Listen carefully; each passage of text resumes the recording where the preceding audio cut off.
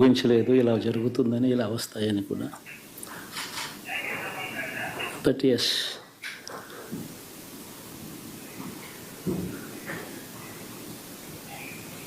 అమ్మఒడి అందుకున్న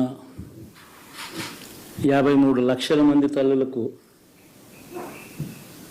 మంచి చేసినాం, పిల్లలు బాగుండాలి, వాళ్ళ చదువులు బాగుండాలని తాపత్రయపడుతూ అడుగులు వేసాం.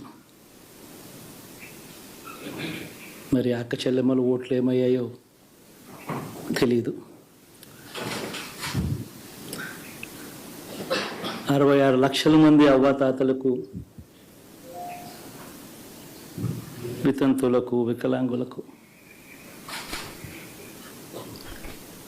గతంలో ఎప్పుడు జరగని విధంగా మంచి చేసి